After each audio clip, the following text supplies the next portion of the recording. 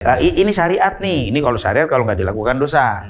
Yo, ini tradisi, berarti boleh dilakukan, boleh tidak. Memberikan spirit ya. Jadi tambah semangat. Suka ditanya, batal nggak puasanya? Nggak batal, dikasih gedean. Kan Lebaran orang yang memakai baju baru. Innamal id, hanya saja yang id, yang sebenarnya id itu man ta'atuhu yazid. Siapa yang ketaatannya bertambah.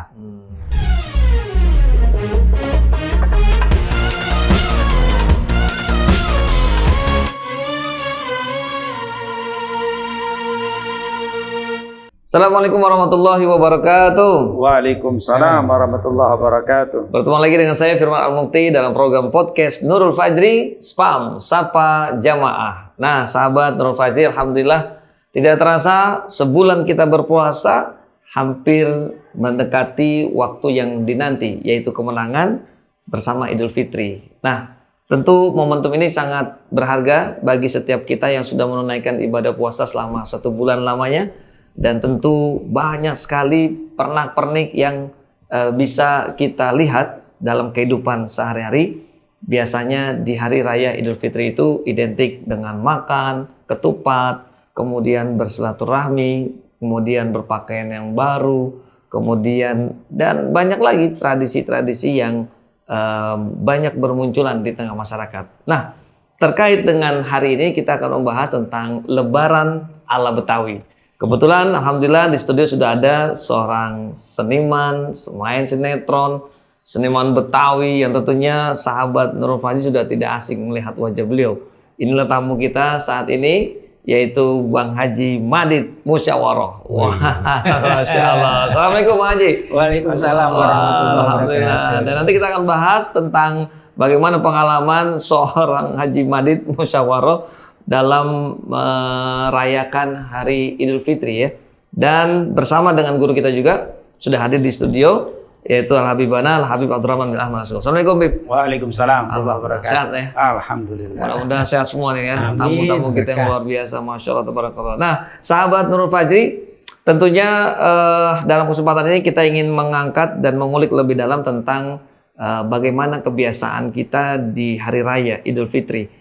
Terkait dengan tradisi-tradisi yang saat ini di masyarakat kita ini banyak sekali bermunculan.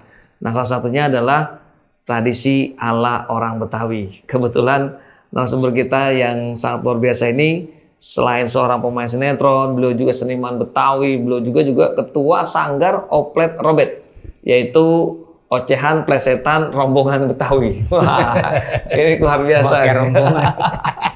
Ini Masya Allah ya.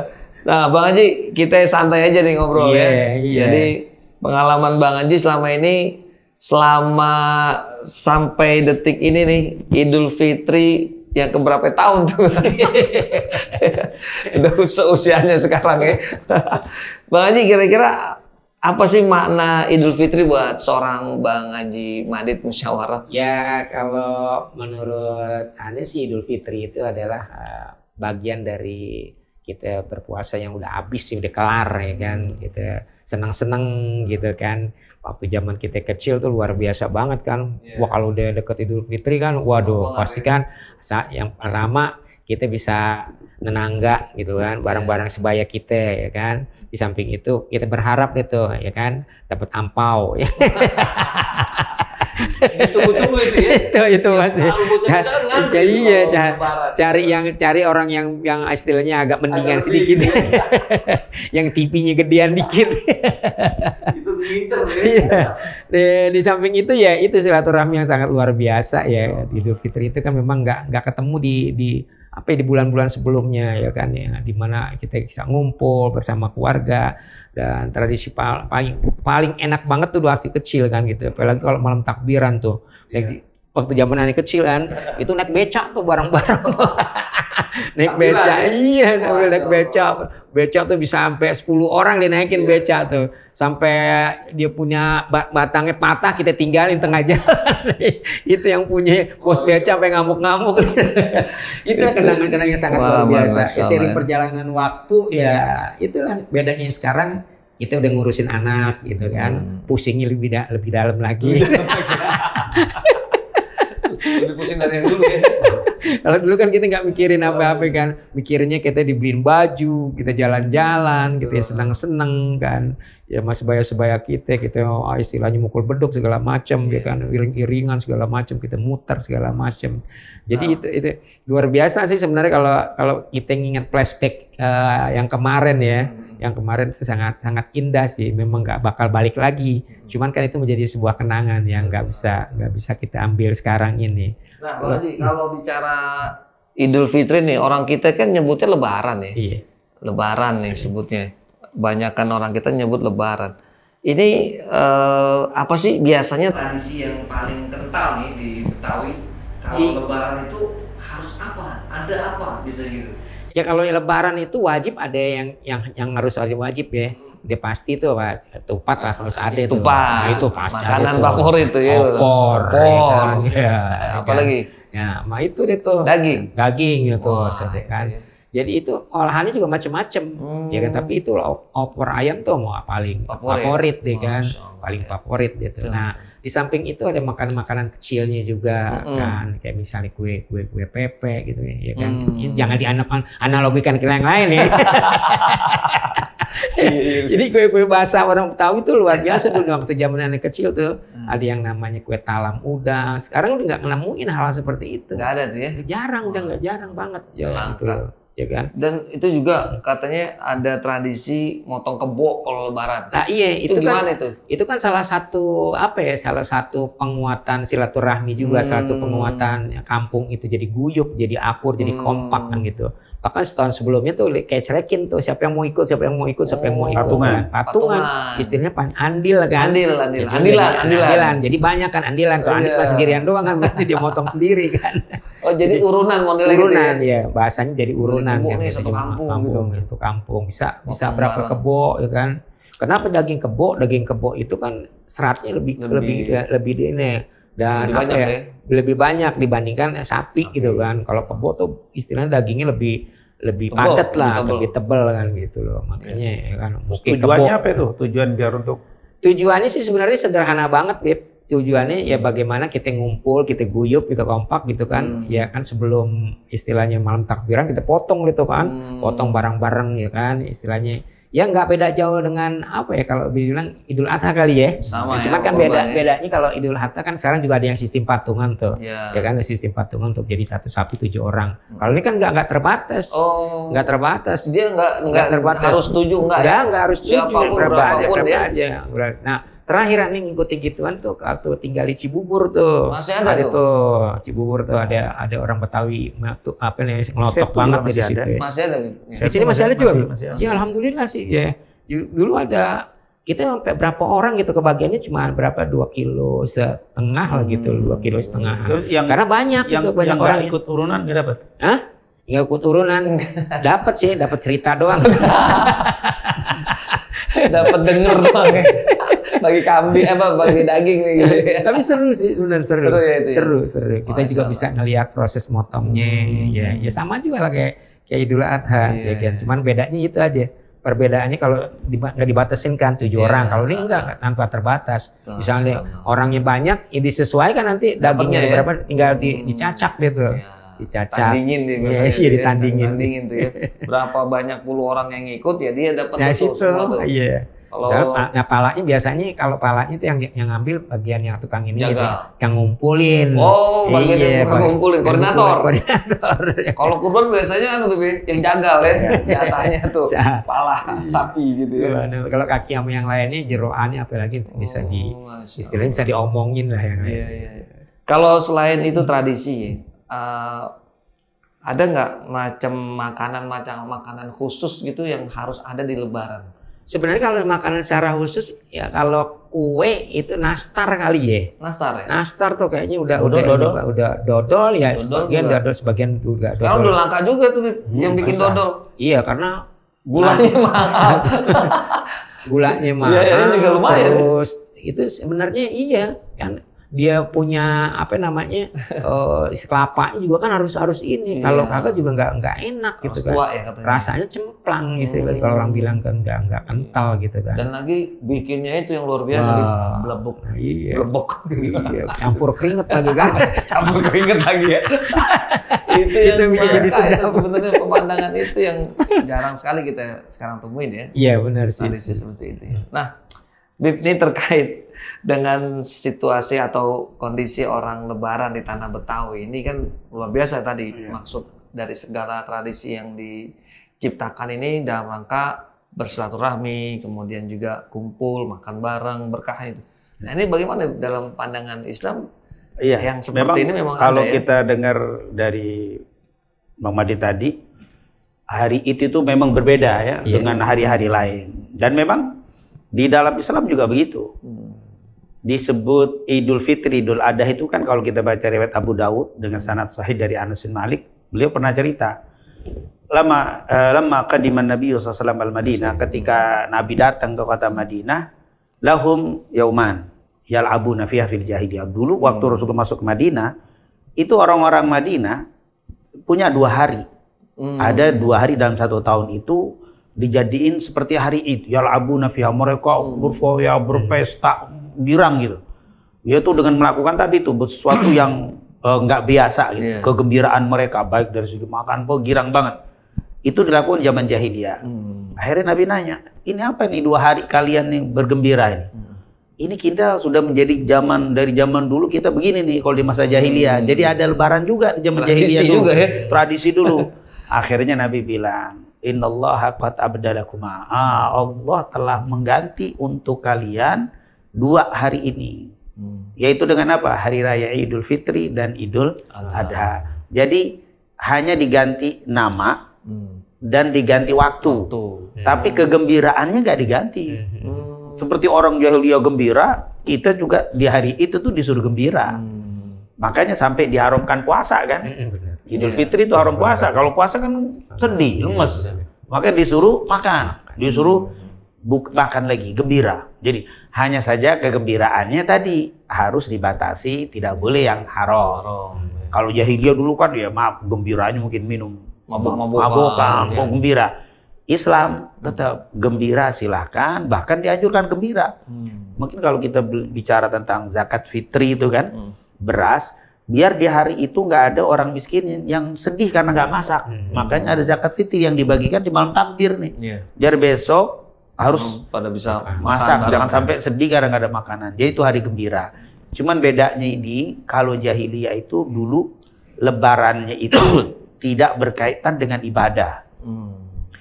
Sama di non muslim juga kan ada lebaran kan? Pasti ya, mau agama aja ada lebaran. Cuman biasanya lebaran mereka itu berkaitan dengan hari kelahiran nabinya, atau hari wafatnya tokohnya, nabi dan seterusnya. Jadi tidak berkaitan dengan ibadah, tapi lebaran Islam beda. Dibikin lebaran itu setelah ibadah. Kalau Idul Fitri setelah Ramadan. Sebulan qiyamul lail, puasa, wajar gembira karena sudah ibadah.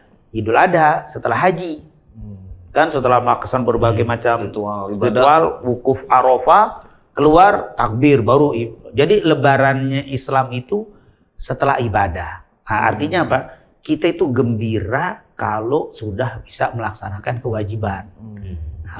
Bukan kegembiraan yang ya nggak ada arti. Makanya itu ketika kita gembira di hari Id berarti itu adalah sebagai sebuah ibadah. Kenapa? Orang Islam itu harus gembira kalau bisa melaksanakan kewajiban. Nah, itu makanya gembira. Itu kan beda ya gembiranya dengan hanya euforia tanpa ada ibadah. Kalau ini hebat ibadah. Jadi sesuatu yang memang betul sesuai dengan Islam itu bahwa beda deh.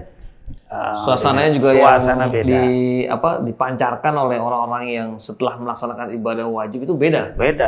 Kegembiraannya tuh lain gitu ya rasanya. Nah, Bib, kemudian ini ada lebaran yang cenderung orang sebenarnya berfoya-foya sepertinya gitu ya, dengan kemewahan, harus ada baju baru, makanan yang berlimpah, berbagai menu disediakan. Ini sebenarnya dibolehkan nggak sih sampai yang seperti itu? seperti tadi, boleh. Boleh ya? Selama dia tidak melanggar atau melampaui batas, tidak melanggar aturan syariat. Seperti tadi menyiapkan apa loh? Kalau nggak ada ketupat nggak lebaran. Istilah kan itu kan sesuatu yang makanan lebih dari hari biasa. Ada nastar, ada dodol, ada tadi apa namanya itu potong unta ayam, potong unta apa? Kebo. Apa namanya tadi itu? Andilan. Itu kan sesuatu yang baru. Nggak apa-apa. Sebagai wujud kegembiraan. Apa yang bisa dilakukan kegembiraan? Dulu itu ada di hadis Bukhari Muslim, kata cerita dari Aisyah. Sekali waktu Abu Bakar, ayahnya beliau, datang ke rumah Nabi. Pas kebetulan di rumah Nabi lagi ada main dufur, hadro, sambil baca gosot madaih, puji-pujian. Pas datang terus Abu Bakar masuk, kok ada suara hadro nih, rame di rumahnya. Akhirnya Abu Bakar negur, apakah di rumah Nabi kalian membaca seperti ini, ribut-ribut dengan pukulan? Ternyata Rasulullah bilang, biarkan wahai Abu Bakar, ini adalah hari Id kami. Hadza iduna, ini adalah hari Id kami, biarkan gembira. Malah pakai dufuf tuh, pakai puji-pujian, pakai hadro itu kan. Nabi nggak larang tuh ya? Nggak melarang, Nabi nggak. Abu Bakar kaget kok boleh. Ternyata Rasulullah bilang, ini hari Id. Hari Id nggak apa-apa, biarkan kegembiraan. Ya kan orang Arab pun kalau gembira megang mukul dufuf. Mukul apa itu rebana ya, hadro itu kegembiraan orang di Arab begitu. Nah jadi Rasulullah membiarkan. Jadi kita juga nggak apa-apa gembira seperti itu. Yang tadi tuh, yang penting gembiranya tidak melampaui batas dalam syariat, dalam artian bertentangan dengan syariat. Itu yang disebut al-uruf. Al-uruf itu tradisi. Nah tradisi itu Islam tidak anti tradisi. Islam itu tidak anti tradisi. Bahkan Islam datang dalam kaum, dalam suku, di dalam bangsa yang banyak tradisi. Nah, kalau kita bicara jahiliyah, jangan dipikir jahiliyah semua ya. Jahiliyah dalam bab akidah.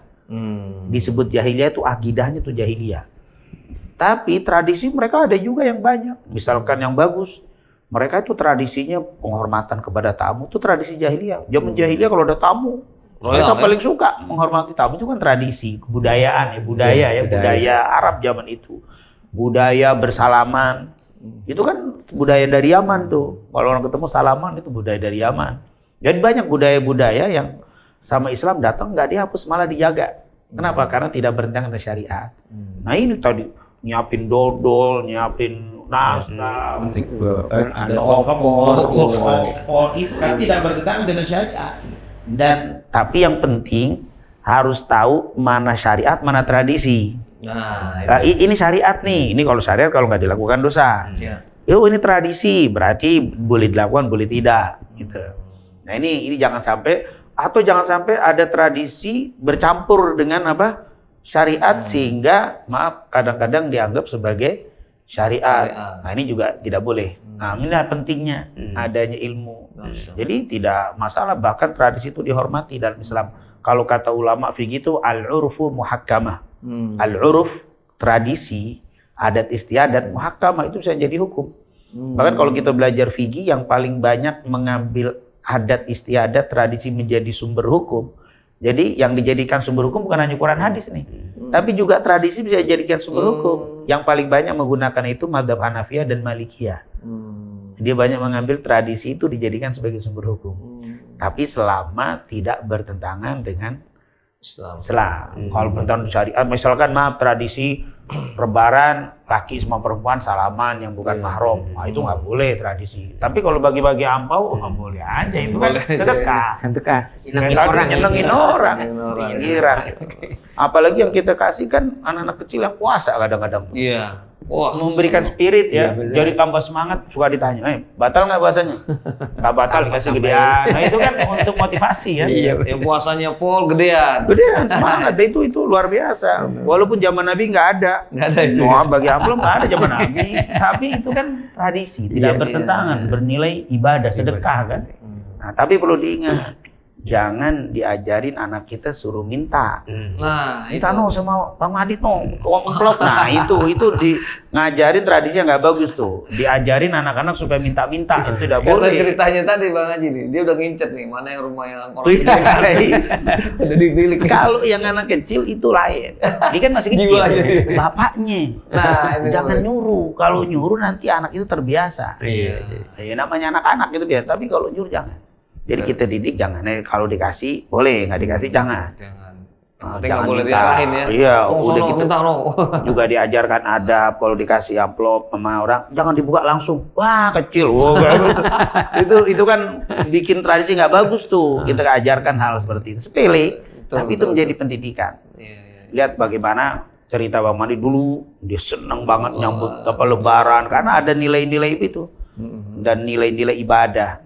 Sangat luar biasa. Iya, tambahan juga ya kan, jadi tradisi. Sekarang kan juga model langka juga tuh beduk ya kan. Dulu kita kan keliling wakul beduk, seneng banget itu hal seperti itu. Nah, seiring perjalanan waktu kan seperti itu, kangen juga kita juga tuh. Jarang juga kan. Rindu juga ya. Jarang juga kan masjid-masjid yang ada beduknya kan. Tapi alhamdulillah sih di kampung kita ini di Sep tuh masih ada juga yang tempat ketinggal gitu. Tiap kan. malam takbiran ada beduk ya. kita main juga, Takbiran, ada ya. kayak kangen-kangenan juga kan, seneng juga gitu mukul-mukul beduk Ada segala sambil macam. keliling juga kampung iya kan. keliling kampung. Takbiran keliling gitu ya dulu mah Itu pasti rame berkesan ya, teringat Iya, itu kan. ada memori yang nggak pernah hilang gitu loh ketika hal itu pernah kita lakuin kan gitu. Senang aja gitu. Tapi kadang-kadang kita megang juga. Gini hari juga masih megang juga, senang aja. Masih gitu. ingat ya pukulannya bagaimana ya itu ya. 1, 2, 3 deh. 1, 2, 3. Nah, tapi sebenarnya kalau tadi ya, mana daripada Lebaran itu kan akhir dari sebuah ibadah wajib. Kemudian Idul Fitri juga tadi sebagai tanda syukur atas ibadah yang sudah dilakukan, dan kita dianjurkan boleh bersenang-senang tetapi tidak boleh sampai melebihi batas gitu ya, atau di luar koridor Islam yang. Nah, kembali kepada makna Idul Fitri itu sendiri, orang yang sudah berpuasa kemudian mengikuti Idul Fitri ini apa yang harus ibaratnya harus dimunculkan sebagai orang yang sudah melaksanakan ibadah. Apakah dia harus tadi berlebihan di dalam bersikap atau bagaimana cara menyikapi? Iya, sebenarnya kalau ada kata berlebihan itu pasti nggak boleh lah. Nggak boleh. Hatta dalam ibadah saja nggak boleh. Berlebihan itu namanya ta'annud. Halakal muta'annitin, itu halakal muta'annit itu apa? Muta'annit itu orang, ta'annud itu orang yang berlebihan, ekstrim. Kalau kita ekstrim, over, nggak boleh berlebihan. Karena kalau berlebihan dalam ibadah pun nanti akan menimbulkan jenuh. Nah, ini kalimat berlebihan, apalagi di dalam bab mubah saja berlebihan nggak boleh. Yang mubah berlebihan tidak boleh. Maka kita itu nggak usah terlalu berlebihan lah di dalam kegembiraan ya. Karena kalau berlebihan nanti menjadi misalkan harus pakai baju baru. Kalau nggak punya baju baru, akhirnya menjadi uring nanti ya kan, minta sama orang tua kalau punya ada uang rezeki, kalau nggak ada mungkin menjadi bukan kegembiraan malah kesedihan. Makanya kadang-kadang mau lebaran bagi orang-orang tertentu itu menjadi sedih dia, karena mikirin belum bisa beli apa. Nah ini kan menjadi sebab masalah kan gara-gara tadi. Makanya ada orang suka nyebut begini, laisal idu man labisal jadid, innamal id man ta'atuhu yazid. Itu kan suka ada, itu bukan hadis, itu perkataan aja. Bukan lebaran orang yang pakai baju baru. Laisal id man labisal jadid. Bukan lebaran orang yang memakai baju baru. Innamal id, hanya saja yang id, yang sebenarnya id itu man ta'atuhu yazid. Siapa yang ketaatannya bertambah. Itu kan ungkapan yang bagus. Jadi jangan berpikir nggak lebaran nih kalau nggak pakai baju baru kan gitu. Tapi pakai baju bagus harus. Kalau kita punya baju bagus, kenapa tidak gitu? Kalau dari rezeki kenapa enggak? Sebagai bersyukur kepada Allah. Tapi jangan dalam hati berlebihan pakai baju yang sampai melebihi tangan. Melebihi itu kan menjadi sesuatu yang pokoknya berlebihan itu nggak bagus lah. Pokoknya dalam apapun kalau berlebihan, makan berlebihan nggak boleh. Olahraga berlebihan nggak boleh. Semua kalau berlebihan nggak boleh deh. Makanya kan khairul umur awsatuha. Sebaik-baik perkara itu yang sedang-sedang aja. Cinta aja nggak boleh berlebihan. Kecuali cinta sama Allah dan Rasul. Nah, itu berlebihan boleh cinta sama Allah dan Rasul. Tapi kalau cinta sama manusia, ahbib habibaka hubbamma. Asa ayyakuna baghidaka yaumamma. Cintailah kekasihmu itu sedang-sedang saja. Boleh jadi sekali waktu dia menjadi musuhmu. Wa baghidaka bughdamma. Begitu juga musuhi. Musuhmu sedang-sedang saja. Asa ayyakuna habibaka yaumamma. Boleh jadi musuhmu itu tiba-tiba menjadi kekasihmu. Jadi tidak boleh berlebihan. Kalau berlebihan itu bahaya. Kecuali cinta kepada Rasulullah, nggak boleh setinggi-tingginya di atas cinta yang lain gitu ya. Masya Allah. Bang Haji, ini kalau pas lagi Lebaran nih kan, identik kita biasa saling memaafkan, gitu kan? Ini pengalaman Bang Haji, ada nggak sih sebenarnya orang yang mungkin punya salah Bang Haji, tapi dia ogah banget gitu? Atau kita yang gue mesti gedek nih, tapi mau nggak mau kayak Lebaran kan ya seolah-olah maafi, tapi hatinya masih ada itu gimana? Ini kan manusia kan, kita ini bukan nabi, bukan malaikat kan, ya kita masih istilahnya kita masih turun naik emosi gitu, kadang-kadang kan juga kerjaan suka meledak-meledak kan, tapi ya jalanin aja deh. Kalau kata orang bijak kan, kalau kata para alim kan, yang minta maaf sama yang memberi maaf kan sama-sama mulia kan. Ya udah kita bismillah aja deh. Lu mau maafin mau apa yang penting gue minta maaf deh. Jadi bahasa kata kalau misalnya karena kan udah canggih nih ada setan gepeng kan. Jadi minta maaf aja. Lu mau balas mau kagak yang penting gue diminta maaf deh gitu aja. Jadi istilahnya jembarin aja di hati deh, lebarin aja kan. Namanya lebaran kan, lebarin aja, lebarin udah. Lebarin gitu ya. Lebarin aja udah. Lebarin pemikiran, lebarin hati kita. Lebarin maksudnya lebarin segalanya gitu ya. Ya, jangan disempitin diluasin, gitu kan. Ya kan? Jangan disempitin gitu. Silaturahminya diluasin, itu maknanya juga bisa juga ya. Baju baru alhamdulillah. Untuk dipakai di hari raya. Tak punya baju nggak apa-apa, masih ada baju tetangga. Baju tetangga udah emang muat. Masya Allah. Kalau bicara soal Lebaran sih sangat menarik banget ya. Sangat menarik banget ya. Ya, cuman bedanya itu tadi sih. Ya, beda apa ya, zaman kali ya, beda zaman, beda. Setiap generasi beda-beda. Pasti setiap generasi pasti punya masa sendiri. Setiap masa pasti ada waktunya kan. Jadi ya jalanin aja sih sebenarnya sekarang, jalanin aja sih, enak-enakin aja lah kan. Karena kalau kita kebanyakan pikiran juga lama-lama jadi PA kan. Jadi sekarang itu apalagi sekarang kan mohon maaf ya Bib, kita udah jadi orang tua kan. Mau nggak mau ya kita harus menyesuaikan juga kewajiban kita sebagai orang tua untuk bisa nyenengin anak kan, itu aja. Walaupun kitanya juga harus imet-imet gitu kan, gimana caranya. Sebab kalau anak-anak itu kan kadang-kadang ya jujur aja nggak ngerti kan. Dia kepengen apalagi kalau lagi ngobrol sama teman-teman, lu beli apa lo. Nah, kalau gitu kan, itu kan juga jadi bukan ibu beban sih. Mau nggak mau kan kita juga harus nyenengin gitu kan. Istilahnya ya peribahasa kata kepala jadi kaki, kaki jadi kepala deh gitu. Jadi main sirkus jadi. Gimana caranya harus tetap ya membahagiakan anak gitu, anak apalagi ya, senengin anak gitu kan. Biasanya kalau Bang Haji Lebaran itu kemana dulu biasanya? Kalau yang pasti kita kumpul dulu nih keluarga kan, di rumah orang tua markasnya di mana? Kalau habis sholat biasanya kita ya salaman juga kan, tangga jamaah kan, kita tangga yang dekat dulu deh gitu kan, udah gitu habis itu baru pulang ke rumah tuh, karena kan biasanya dari masjid ke rumah kan, nanti biasanya ngambil yang agak jauhan dikit gitu kan. Nah begitu ke mana rumah, keluarga yang paling tua atau paling apa? Iya pastilah yang tua dulu loh. Jika misalnya ada sekarang bukan yang paling kaya dulu ya. Masih kecil tuh.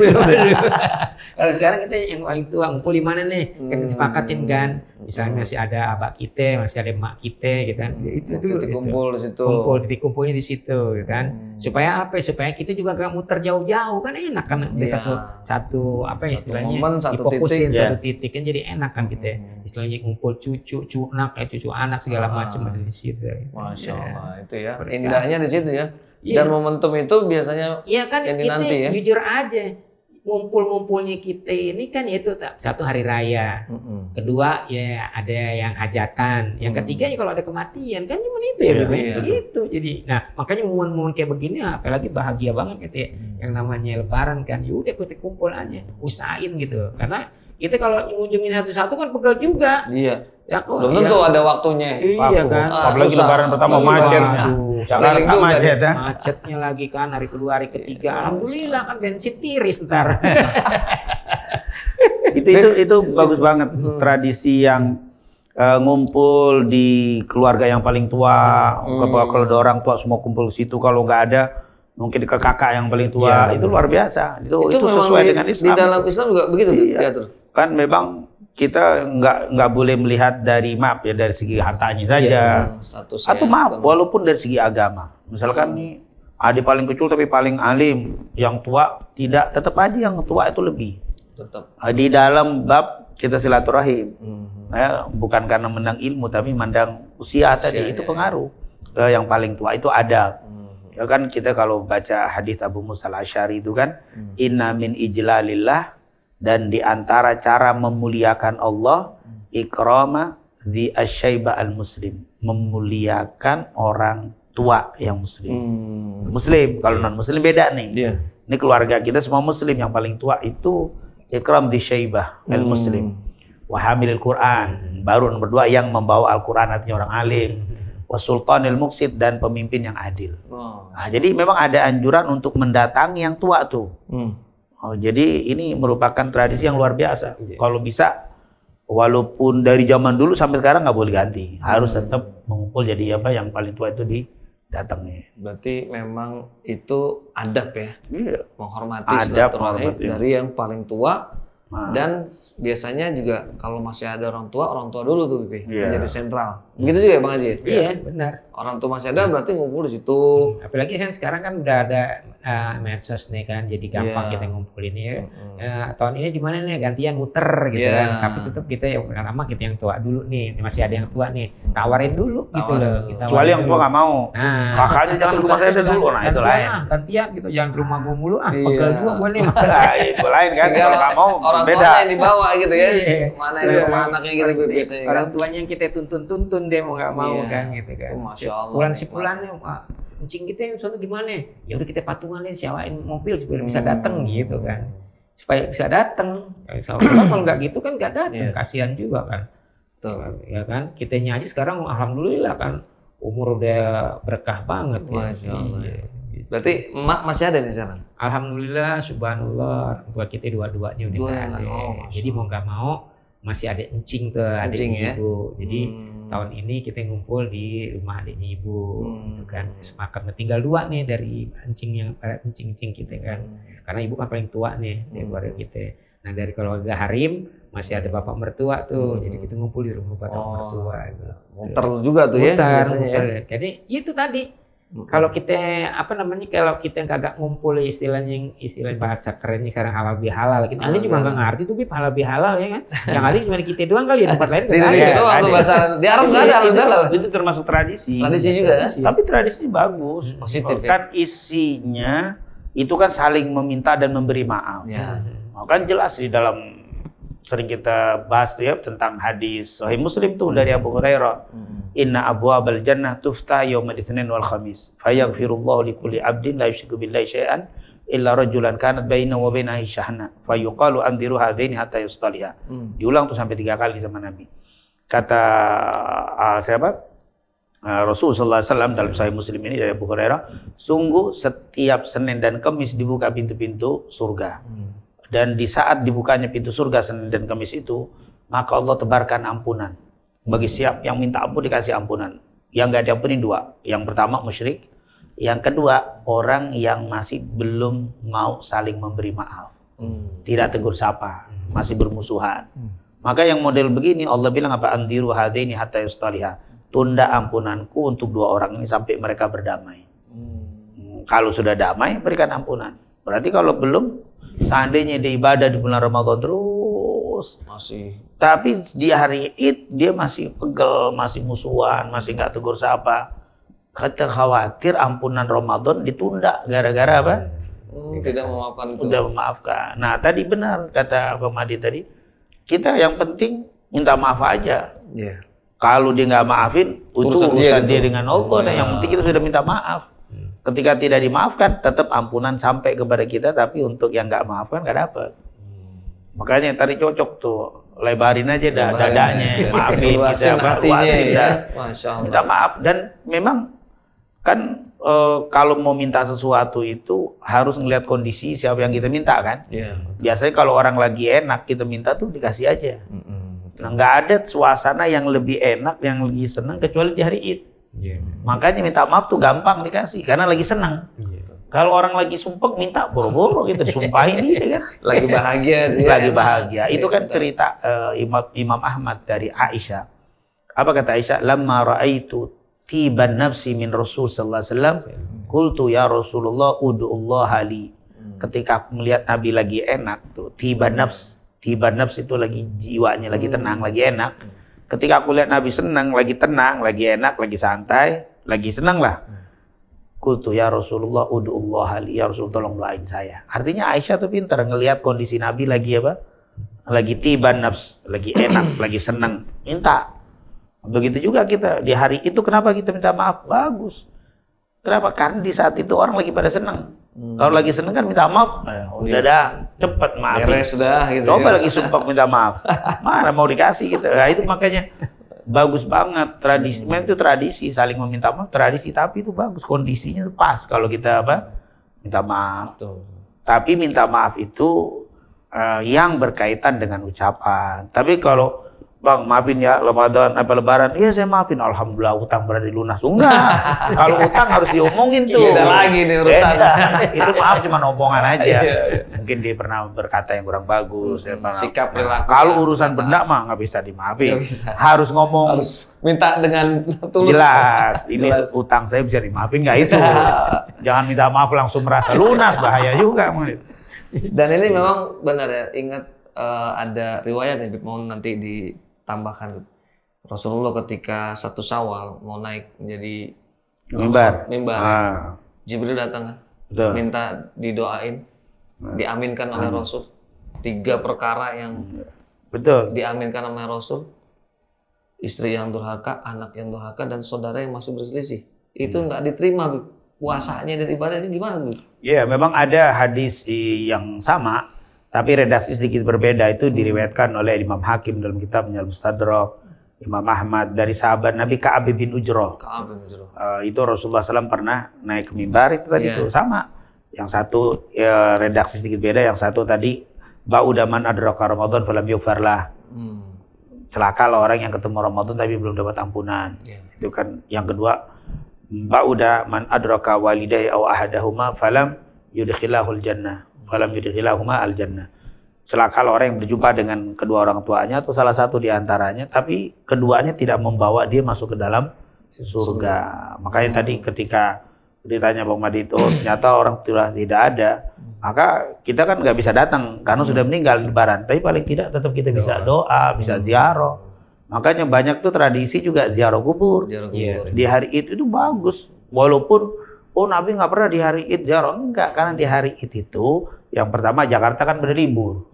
Harus pada libur kompak. Yang kedua, dia namanya orang tua yang biasa didatengin nggak ada. Sekarang didatengin juga. Kuburan. Loh kan kata orang itu kan doa di rumah nyampe, beda. Doa nyampe dimanapun. Hatta di ujung dunia sampai.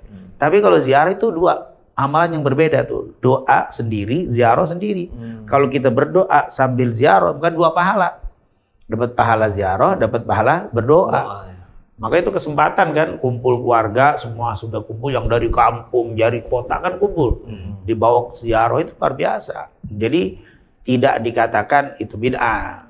Tapi itu kan sesuatu tradisi yang penting tidak diyakini ini harus wajib, enggak. Ini kan tradisi. Maka saya bilang tadi harus dibedakan ini tradisi atau syariat. Kalau kita menganggap tradisi sebagai syariat itu jadi dosa. Tapi kalau kita bilang ini tradisi, tapi tradisinya bagus, bismillah, ziarah gitu. Itu luar biasa tuh. Kalau memang orang tua tidak ada, mengumpul di salah satu keluarga, kemudian nanti setelah itu ziarah atau ziarah dulu ke orang tua baru kumpul di itu luar biasa. Itu masih berjalan tuh di sana. Gimana? Masih berjalan sekarang, itu yang tradisi yang sangat luar biasa. Ngingetin kita juga ya itu bahwa kita pernah punya orang tua gitu, jangan dilupain kan. Ya minimal setahun sekali, masa sih kagak gitu loh, kuburannya dikoretin segala kan, dirapiin segala macam. Warisan diambil. Iya kan? Warisan dioyok-oyok. Masa kuburan kita nggak diperhatiin ya. Makanya kalau Jakarta itu kalau hari pertama jangan lewat kuburan ya, macet jalanan. Kalau lewat kuburan Pindah, banyak macetnya dialog. Ya, biasanya ke Mo'o jadi ke sini. Masya Allah tuh berkah juga ya kuburan Iya, dari berkah. itu ya. Ya, yang ngurusin juga jadi berkah juga. Iya, gitu. hari raya dapat rezeki itu dari Iya, yang Masya takziah pada tuh. Masya Allah luar biasa. Nah, Bib, selanjutnya kalau bicara antara tradisi dengan syariat nih, Bib. Memang kadang ada yang tradisi sulit ditinggalkan, Bib. Seolah menjadi syariat akhirnya, menjadi kewajiban. Dan rasanya kalau ditinggalkan agak gimana gitu ya. Nah, ini sebenarnya gimana, Bib? Iya. Boleh nggak sih kayak gitu? Sebenarnya para ulama banyak yang menyebutkan dalam kitab-kitab mereka, seperti kalau kita baca di dalam kitab Dr. Wahbah Az-Zuhaili, itu kalau kita bahas di karangan beliau itu tentang al-uruf, tentang adat istiadat. Sebenarnya pendapat ini juga sama dengan pendapat para ulama lain. Nah, seperti ini, al-uruf itu adat itu ada dua macam. Ada adat yang sahih, ada adat yang fasid. Yang sahih arti yang bagus, yang benar. Yang baik. Ada yang fasid, yang rusak. Nah, adat yang sahih sejalan dengan syariat. Kayak tadi tuh silaturahim, itu kan adat bagi amplop, itu kan sahih itu, nggak melanggar aturan kan. Bagus, sejalan dengan syariat. Nah, yang model begini Islam tidak menentang. Bahkan Islam mendukung, silakan ini bagus, teruskan, ini adat yang baik itu. Nah, jadi kadang-kadang al-uruf atau adat itu bisa menjadi hukum walaupun tidak ada di Quran dan hadis. Makanya tadi saya bilang mazhab Hanafi dan Maliki banyak tuh mengambil dari adat. Bukan dari adat. Makanya suka ada mereka punya judul namanya fi'lus sahabah. Nah, itu di dalam menentukan hukum, salah satu sumbernya selain Quran, hadis, ijma, qiyas, ada juga nanti fi'lus sahabah, perbuatan sahabat. Nah, contoh yang paling gampang nih sekarang kalau kita Idul Fitri, habis usai sholat ketemu, kita ngucapin taqabbalallahu minna wa minkum. Ya. Semoga Allah menerima ibadah yang kita lakukan dan yang kalian lakukan. Taqabbalallahu. Itu bukan dari Nabi. Taqabbalallahu minna wa minkum itu bukan dari Nabi. Itu dari fi'lus sahabah, dari perbuatan sahabat. Sahabat ya. Sahabat itu ya. sebagaimana dibilang atau dinyatakan sama Imam Ahmad bin Muhammad bin Hanbal Asy-Syaibani atau pendiri mazhab Hambali. Dia bilang itu adalah fi'lus sahabah. Nah, akhirnya jadi tradisi kita bagus kalau lebaran ngucapin apa? Taqabbalallahu minna wa minkum. Padahal itu nggak ada di Quran di hadis. Artinya kan tradisi yang bagus karena artinya bagus. Doa semoga ibadah-ibadah yang telah kita lakukan diterima. Itu kan tradisi bagus. Dipakai, digunakan jadi seperti sesuatu yang bagus. Nah, jadi kalau kita ketemu mau ngomong taqabbalallahu ini nggak ada Quran hadis itu jem. Kan nggak lucu ngomong begitu kan? jadi bingung gitu mau apa? Kan enak taqabbalallahu semoga diterima ya semua ibadah kita kan. Itu nggak ada Quran hadis, tapi itu sesuatu perbuatan dari sahabat. Jadi tradisi dan akhirnya dipakai sampai sekarang. Kalau kita malah ditambahin lagi kan? Minal aidin al faizin, tambahin mohon lahir batin, itu kan ucapan bagus, tidak bertentangan dengan syariat kan, mohon maaf lahir dan batin itu sesuatu yang bagus. Nah, tradisi-tradisi begini itu namanya tradisi yang tidak bertentangan dengan syariat berjalan. Nah, yang jadi masalah ini yang antum tanya tadi itu tradisi bertentangan dengan syariat. Misalkan tadi salaman di bebas lebaran, kan lebaran kadang-kadang tamu laki perempuan, nah cipika-cipiki yang bukan mahram, kita salaman tuh bagaimana tuh? Tapi kalau kita tinggalin nanti dibilang sombong dan sebagainya. Nah, tentunya ini tradisi salamannya bukan silaturahimnya. Silaturahim itu bagus, tapi salaman itu yang bukan mahram. Nah, di sini tentunya tradisi ini bertentangan nih dengan syariat, karena Nabi sendiri mengatakan seandainya kamu tahu dosa bagi orang yang bersalaman dengan bukan mahram, dicucuk dengan paku kepalamu terlebih kau sukai daripada bersentuhan dengan yang bukan mahram. Nah, dari sini berarti ini tidak sesuai dengan syariat nih. Nah, bagaimana nih kalau kita tinggalkan? Ini tradisi, kalau dilanggar ini syariat. Nah, tentunya harus kita menguatkan syariat daripada tradisi. Kita ke depan tradisi. Kita rubah misalkan, dan kita punya tradisi bagus di Indonesia. Kalau apa? Salaman. Ketemu perempuan kan salamannya begini tuh, nggak bersentuhan, hampir aja sentuh sih, sampai kena angin gitu kan, nggak kena tapi kan begini. Nah, itu tradisi Indonesia bagus. Nah, yang modern begini nih, begitu, itu bukan dari tradisi. Kita lihat orang-orang tua dulu ya begini. Kalau ketemu itu salaman perempuan laki yang bukan mahram. Nah, ini tradisi yang bagus. Jadi yang tidak Islami, yang pertama harusnya ditinggalkan. Kalau memang tidak bisa dirubah. Tapi kalau masih bisa dirubah, nggak usah ditinggal. Tapi dirubah yang tadi Islami jadi Islami. Bagaimana? Tetap salaman-salaman begini. Dengan apa? Tidak bersentuhan, tapi tetap saling seakan-akan bersalaman begini. Ada kalau di Timur Tengah suka begini. Dia perempuan yang begini, dia begini. Itu sama. Nggak apa-apa, yang penting nggak bersentuhan. Tapi niatnya sudah apa? Memaafkan. Saling memaafkan. Karena apa? Itu cara dulu Nabi itu waktu mau masuk ke Madinah, waktu di Mina ada terjadi bai'atul Ridwan namanya. Bai'atul Aqobah. Waktu terjadi bai'at itu ada perempuan mau ikut bai'at, yang lain kan salaman semua kalau berbai'at. Perempuan itu mau bai'at ada riwayat dua. Yang pertama julurkan tangan. Perempuan itu begini tapi Nabi nggak menyentuh, ucapkan bai'atnya. Ada riwayat yang lain kain disuruh pegang ridanya Nabi, dia dipegang ujung pegang gitu. Tidak bersentuhan. Nah itu tradisi yang bersentuhan kurang bagus. Tapi bertradisi kita udah bagus, Bin. Tanpa harus bersentuhan ya. Ini kadang-kadang enggak, giliran namanya nenek begini, yang muda aja. Tradisi. Tapi itu apa ya, sampai saat ini sih aneh sih masih, ya mohon maaf lahir batin nih, kalau lebaran tuh sepupu gitu kan, yang kita tuain, kita cium tangan juga kan. Nah itu gimana tuh juga tuh? Sebenarnya kalau misalkan kita juga kalau ketemu dengan orang tua ya yang ya maaf kalau bahasa kita yang tidak mungkin terjadi syahwat, yang udah nenek-nenek, salaman. Iya. Batal wudu tetap batal. Iya. Tetap batal. Tapi kalau orang tua begitu kan antum kurang sehat gitu, kalau masih ada sini kan itu kan. Tapi kalau yang muda tetap kita. Tapi kalau yang siapa masih hitungannya masih mahram itu ada masalah. Atau yang kecil-kecil kita nggak mungkin, ini kan apalagi ponakan-ponakan itu kan boleh. Nah yang menjadi masalah tetangga yang bukan yang bukan. Tapi kalau masih lingkup masih saudara, istilahnya keluarga besar masih aman ya. Iya. Kecuali orang lain. Iya. Iya artinya yang muda-muda bukan mahram.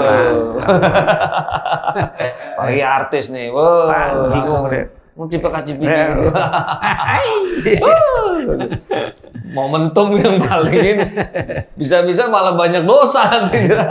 Mudaratnya lebih banyak. Nah ini juga nih penting nih, kita sering perhatikan kan banyak orang mengatakan kalau lagi lebaran atau itu ya Bang Haji juga ya. Minal aidin wal faizin, mohon maaf lahir batin. Ini ada ucapan tadi yang menyampaikan ucapan sahabat ya. Taqabbalallahu minna wa minkum syamana wa syamakum kullu amin wa. Ini sebenarnya yang mana Bib yang kita baik ucapkan gitu Bib dalam semuanya bagus. Semua baik. Kan artinya bagus ya. Taqabbalallahu minna wa minkum bagus.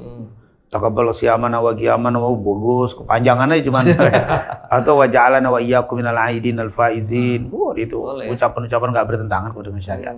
Yang penting tadi waktu kita ngucapin tuh yakin ini bukan syariat nih, ini tradisi. Taqabbalallahu minna wa minkum tradisi sahabat. Dan sahabat melakukan itu. Hatta Imam Ahmad bin Hanbal diriwayat kalau beliau diucapkan itu dia dengan senang hati akan menjawab. Dan dia senang hati diucapin dengan kalimat. Walaupun ada dalam riwayat dia tidak mengucapkan. Tapi kalau ada yang mengucapkan kalimat itu kepada dia respon dengan bagus. Nah ini kita adalah jawab lagi dengan yang sama. Boleh taqabbalallahu minkum amin wa iyyakum boleh. Semoga diterima, kamu juga diterima. Itu boleh. Cukup begitu aja ya. Nah, yang jadi masalah ini Ramadannya batalnya sebulan. Lebaran ikut. Nah, itu kita ucapin taqabbalallahu apa? Bagaimana? Bertolak belakang ya. Bertolak belakang. Taqabbalallahu semoga diterima semua ibadah. Ibadahnya apa? Enggak pernah ibadah. Itu mungkin selamat lebaran aja kali ya. Ucapannya. Nah, itu gimana tuh Bang Haji pengalaman tuh? Gitu ada. Ya waktu kita, ya balik lagi ya waktu zaman kita dulu kan kita juga nggak tahu ya kan, bukan nggak tahu, kadang-kadang ya kita juga ya, apa ya justru ngambil kesempatan kan, kayak misal kita wudu ya kan, kumur-kumur kadang-kadang andal dikitnya nggak apa-apa deh kan gitu. Maklum dulu kan pakai padasan kan modelnya kan, kayak padasan gitu kan, ya, masih zamannya kita masih kecil-kecil kan, yumpun tuh apa, bos, tengah hari bolong kadang-kadang kepala kita opiok kan, plok supaya adem segala macam kan. Tapi memang luar biasa sih Bib ya. Ya makna yang namanya Idul Fitri itu ya balik lagi kalau misalnya kita flashback ke belakang tuh, waduh indah banget ya. Indahnya luar biasa. Waktu ini masih zaman ya, kecil-kecil ya di Kemayoran kan tuh, waduh kita berasa banget deh. Berasa bener istilahnya lebaran itu berasa banget. Tapi sekarang ini karena memang seiring perjalanan waktu, apalagi kita udah punya buntut, ya, udah punya gerbong ya kan, jadi ya itu, jadi gitu. Tapi flashback penting buat apa? Buat kita mengingat, senang, buat nyenengin gitu. Itu kan jadi kalau orang bilang jadi apa? Naikin imun lah, jadi kita seneng kan. Jadi minimal jadi kita jadi istilahnya ngurangin pikun. Jadi. Nah ini saya pengen nanya juga nih Bang Dit. Kalau di Jawa itu suka ada namanya Lebaran Ketupat. Di Betawi ada? Ada sawalan. Iya. Sawalan. Ada juga. Ada sawalan itu. Bahkan ada teman Ani tuh memang sampai sekarang tuh istiqomah banget. Dia jadi hari kedua tuh langsung puasa Syawal kan? Syawal sampai hari ketujuh baru keluar ketupat. Makanya disebut ketupat, Lebaran ketupat, Syawalan. Oh di sini Betawi juga ada. Karena di Jawa itu rata-rata begitu. Hampir rata-rata ya. Rata-rata habis hari kedua tuh langsung puasa Syawal. Masya Allah. Justru lebih ramainya sebenarnya di hari ketujuh ketujuh itu, bukan hari ketupat, pertama. Syawalan. Syawalan yang paling. Ya kalau mau acara-acara pun mereka biasanya hari ketujuh. Tapi kompak gitu, Masya Allah itu sesuatu yang tradisi keren banget itu.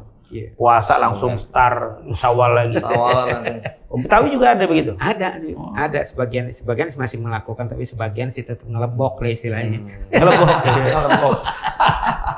Mindo kan. Sayang nih ya kan. Waduh, opor sayang ya kan. Waduh. Masya Allah. Semuanya mantep ya, dihajar terus dia. Masya Allah. Nah ini juga ini penting sekali tadi hal yang kita bicarakan ini terkait dengan kebahagiaan, kemudian rasa syukur, silaturahmi dengan berbagai macam menu makanan yang disajikan itu juga sebuah kenikmatan. Tapi yang tidak kalah penting juga, ini penting juga bagaimana kita mempersiapkan sholat Idul Fitrinya juga supaya tidak kehilangan makna gitu, Bib. Bagaimana sih tuntunan kita dalam mengikuti sholat Idul Fitri gitu, Bib? Apa yang harus dilakukan dari rumah? Apakah sudah harus? Sebenarnya ini materi panjang gitu ya kalau kita lihat dari sunnah Nabi, singkat aja ya. Yang pertama Rasul SAW yaitu mandi, jelas ya. Rasulullah SAW tidak pergi ke masjid kecuali sudah dalam keadaan mandi bersih. Karena memang kalau kita lihat sih semua ajaran Rasul yang bentuknya berjama'i, bersifat jamaah, sholat Jumat atau itu Rasulullah selalu menganjurkan kita mandi. Mandi dulu. Karena kita kan berkumpul, jangan sampai kumpul orang pada minggir kan. Itu bersih. Terus yang kedua Rasulullah SAW menggunakan baju yang terindah. Dalam riwayat kata Ibnu Abbas, Rasulullah punya baju yang digunakan hanya di hari Idul Fitri, hari Jumat dan menyambut tamu. Menyambut tamu kerajaan, tamu besar, itu dipakai baju itu khusus. Artinya dia berarti punya baju yang bagus tuh. Bagus ya. Untuk hari Id. Makanya tadi pakai baju yang heboh itu hari Id memang. Jangan sampai kita pakai hari itu Bang Su menunjukin tawadu, baju lecek begitu, jangan. Itu hari kegembiraan. Jangan sampai orang gembira ngelihat kita jadi sedih. Pakai bajunya begitu sedih gitu. Jangan kita bikin gembira. Itu kita Rasulullah begitu. Kemudian minyak wangi. Wangi-wangian. Oh, Rasulullah pakai minyak wangi luar biasa. Nabi padahal tanpa pakai minyak wangi pun badannya wangi. Udah wangi. Nah, Masya Allah. Rasulullah SAW itu jangankan badan, keringatnya wangi. Seperti riwayat Sahih Muslim Ummu Sulaim, Rasul lagi tidur, keluar keringat. Ditadain sama Ummu Sulaim, ibunya Anas bin Malik. Lalu dimasukkan ke qarurah, botolnya minyak wangi. Dia punya botol minyak wangi, dimasukin, dicampur sama keringatnya Nabi. Waktu dicium lebih wangi daripada sebelum dicampur sama keringatnya Nabi. Berarti keringatnya Nabi lebih wangi daripada minyak wangi. Tapi walaupun demikian Nabi demen tuh pakai minyak wangi. Nah bayangin aja yang badannya wangi aja demen minyak wangi kan. Nah kita udah badan pas-pasan.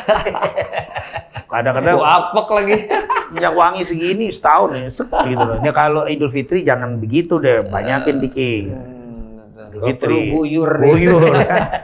Itu Abdullah bin Abbas sepupu Rasul.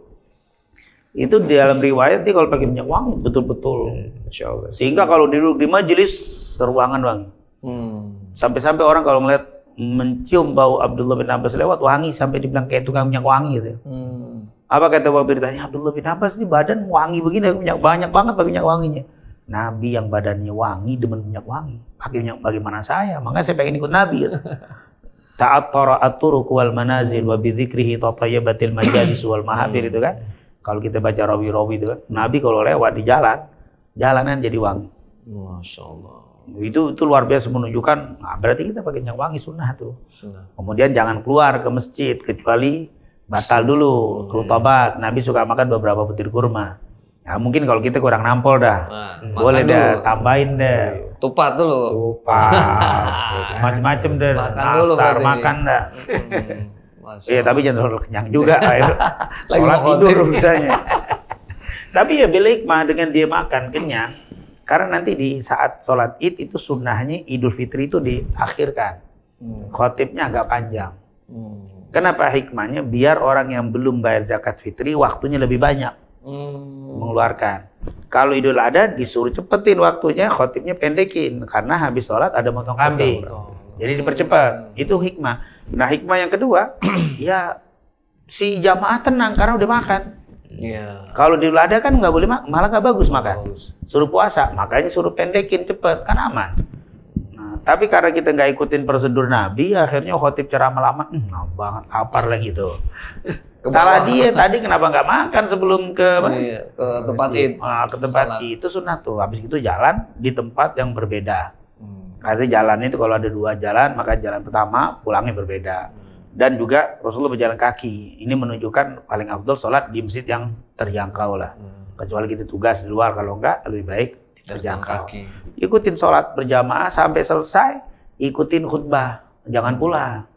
Walaupun Nabi memperbolehkan yang mau pergi silakan, yang mau duduk silakan. Tapi lebih afdol tentunya apa? Mendengarkan sampai selesai. Udah. Takbir pun habis. Setelah khatib turun selesai. Tidak ada lagi takbir. Sama itu Bib, kadang-kadang nih apa namanya perempuan-perempuan nih. Karena kalau misalnya udah kelar apa namanya khatib, langsung buka kerudung, buka aja kan. Rambut yang keluar. Diriap aja begitu kan.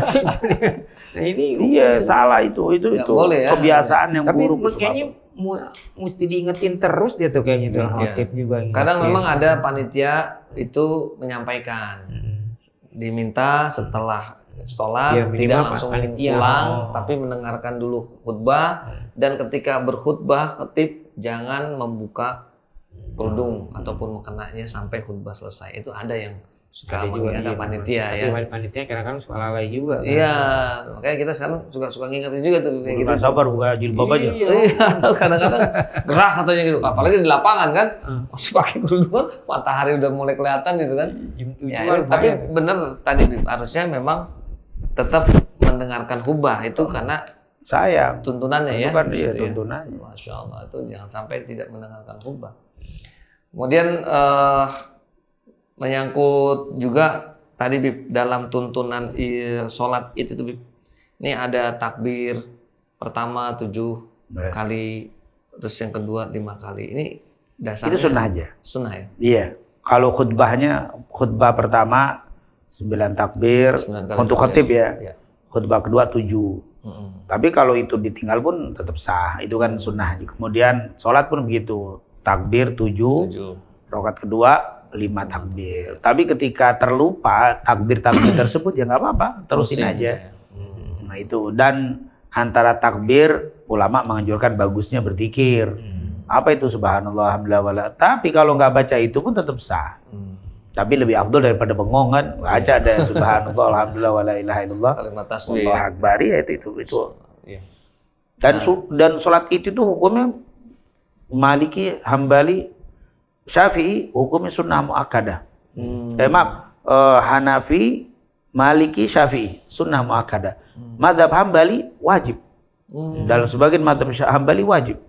Itu menunjukkan bahwa sholat itu sangat ditekankan dan sangat penting. Jangan sampai tidak sholat Idul Fitri atau Idul Adha. Sama nggak dengan sholat Jumat itu? Kalau dalam mazhab sebagian Hambali seperti Ibnu Taimiyah menganggap kalau di hari Id pas jatuhnya hari Jumat itu sampai ada yang membolehkan nggak sholat Jumat kalau sudah sholat Id. Di hari Jumat. Di hari Jumat. Bagi orang yang memiliki dia mau jalan nungguin Jumatan nggak usah jalan aja. Jumat bisa diganti dohor gitu. Karena menganggap sholat Id itu wajib. Jadi ketemu wajib bisa gugur tuh wajib. Tapi tentunya mazhab Syafi'i yang kita pegang nggak boleh. Tetap harus Jumatan. Jangan sholat Id Jumat tetap karena hukumnya beda. Jumat lebih kuat. Nah, Masya Allah ya Bang Haji. Wah berkah banget. Itu kalau ketemu hari Jumat sholat Id kemudian sholat Jumat lagi. Wow, berkahnya luar biasa ya. Itu makanya tadi tuntunan-tuntunan yang kadang kita suka nyepelein ya. Iya benar. Lupa karena udah kesiangan buru-buru kagak mandi. Lu minyak wangi aja dibanyakin. Gitu kan. Oke. Kadang-kadang gitu. Nah, ini ada juga berarti artinya kalau nggak sholat Id nggak apa-apa, Bu? Atau gimana nih? Kalau hari biasa, misalkan besok Senin, Barat, kita nggak sholat Id, nggak apa-apa. Dia puasa, tapi nggak sholat Id. Kalau nggak ada alasan apa? Nggak apa-apa. Cuma sayang. Cuma rugi banget. Bukan rugi banget. Rugi banget tuh Haji. Rugi banget lagi ya. Banget lagi. Kalau udah rugi banget itu udah besar ruginya, sayang. Masya Allah, benar. Malah yang nggak pernah sholat aja sholat Id paling getol. Paling getol. Jadi itu tadi yang penting ya. Kalau sholat Idul Adha itu diawalin, waktunya lebih dipercepat. Kalau Idul Fitri justru malah diakhirkan ya. Kalau bisa agak siang dikit supaya waktu orang menyelesaikan tanggung jawab zakatnya masih ada waktu tuh Bebe. Maksudnya ke sana ya. Dan tadi salah satu sunnah-sunnah yang dilakukan juga baiknya memang makan dulu. Ya, walaupun dengan kurma atau dengan ketupat 1 potong lumayan tuh ya buat ngisi dengerin khutbah nggak sampai puyang gitu kan. Masya Allah. Mudah-mudahan ini Masya Allah ya obrolan kita kali ini Masya Allah luar biasa. Kita tadi sudah membahas tentang tradisi Lebaran ala Betawi karena Bang Haji Madid nih orang Tulen Betawi. Jadi tadi seru banget ya ngumpulnya di hari raya itu kesempatan saudara-saudara pada silaturahim dan disitulah makna kebersamaan yang luar biasa ya, bisa menambah kekeluargaan, keakraban dan juga saling berbagi. Dan tadi juga tuntunan dari Habib Masya Allah ya yang tadi disampaikan juga jangan sampai kita berlebihan tadi katanya ya dalam menghadapi ataupun merayakan Hari Raya Idul Fitri. Dan mudah-mudahan apa yang kita obrolkan kali ini bermanfaat sekali nih buat para jamaah Nurul Fajri di luar sana. Dan tentunya sekali lagi kami dari Majelis Nurul Fajri mengucapkan mohon maaf apabila dalam podcast kita selama ini ada salah kata ataupun khilaf ya dalam penyampaiannya. Di kesempatan yang baik ini karena ini tentang Idul Fitri, kita juga mau ngucapin mohon maaf lahir batin kalau ada salah kata dalam acara selama ini dan tentunya kita semua mudah-mudahan menjadi hamba-hamba yang bertakwa kepada Allah Subhanahu wa taala. Terima kasih buat Bang Haji Madid udah meluangkan waktunya di podcast juga Habibana yang sudah menjadi narasumber kita yang luar biasa, menjadi inspirasi buat kita semuanya dari ilmu-ilmu yang disampaikan. Mudah-mudahan sehat-sehat selalu, panjang umur, berkah ilmunya. Sekali lagi terima kasih buat semuanya yang sudah menyaksikan podcast Nurul Fajri dan terus saksikan acara ini karena kita akan juga membahas banyak tema-tema nanti pasca dari Idul Fitri ya Bib ya. Insya Allah akan terus berlanjut. Terima kasih dari saya Firman Al-Muti. Assalamualaikum warahmatullahi wabarakatuh. Waalaikumsalam warahmatullahi wabarakatuh. Assalamualaikum warahmatullahi wabarakatuh. Saya Firman Al-Mukti selaku host dari program podcast Nurul Fajri Spam Sapa Jamaah mengucapkan selamat Hari Raya Idul Fitri. Mohon maaf lahir dan batin. Taqabbalallahu minna wa minkum syamana wa syamakum kullu antum wa antum bi khair. Mudah-mudahan puasa kita tahun ini menjadikan puasa yang terbaik untuk kita dan menghantarkan kita menjadi orang-orang yang bertakwa kepada Allah Subhanahu wa taala. Dan jangan lupa saksikan terus podcast Nurul Fajri Spam Sapa Jamaah dan like, subscribe, comment, and share ke seluruh grup-grup dimanapun berada. Terima kasih atas segala perhatian. Mohon maaf atas kekurangan. Sekali lagi minal aidin wal faizin. Mohon maaf lahir dan batin. Assalamualaikum warahmatullahi wabarakatuh.